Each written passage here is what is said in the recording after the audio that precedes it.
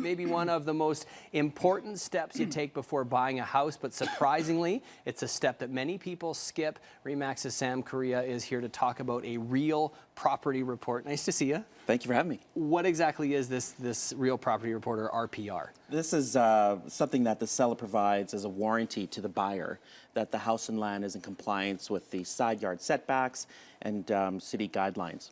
And so this is really sort of the gives you exactly the details of sort of where the house starts and ends, and the city ordinances and setbacks and all those kinds of things. Exactly. When do you need one, and whose responsibility is it to have one of these when a sale's taking place? It's really the responsibility for the homeowner to basically supply this to the purchaser to ensure that what they're actually selling is in compliance with the offer to purchase and with the city. Right, and of course anything that changes, a fence or a shed or anything like that, will end up on here, so it's important that it's current. If nothing does change, no deck is built or anything, what's the sort of duration that would make sure that this RPR is current? Well, if there's no changes to the property with the decks and the fences, and even a hot button is the air conditioning. Right. Certainly, many lenders are accepting them within 10 years if they have not been changed. Okay. It's a good guideline. Yeah, we'll get into into fences and air conditioning in a second. Let's talk about some of the traps that you can fall into, though, because you've got a great example, that house that we were just looking at. There could be some huge surprises, especially in some older neighborhoods. Yeah, at first glance, the survey we just pointed to looks fairly clean.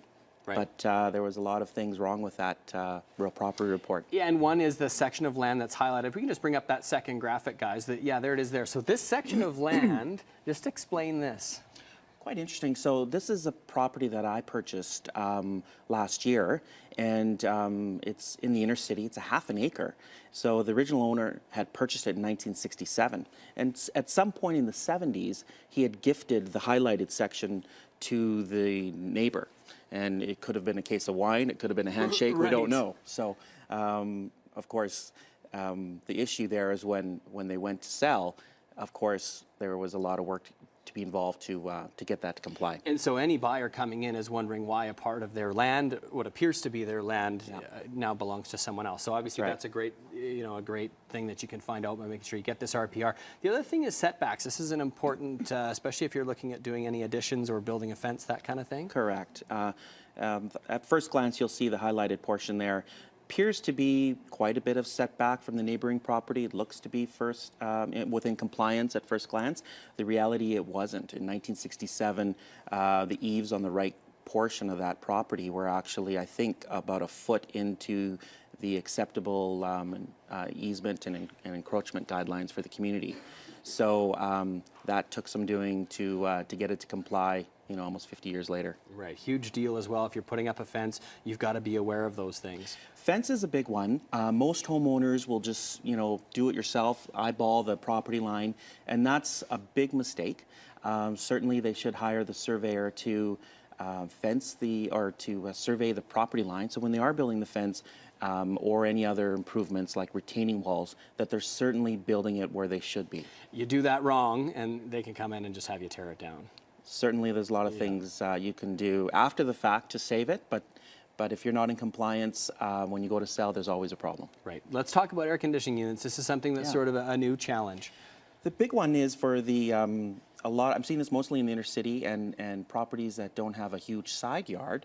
The city has come up with a new bylaw that they want to have some clearance, what they're calling walkable clearance between property lines.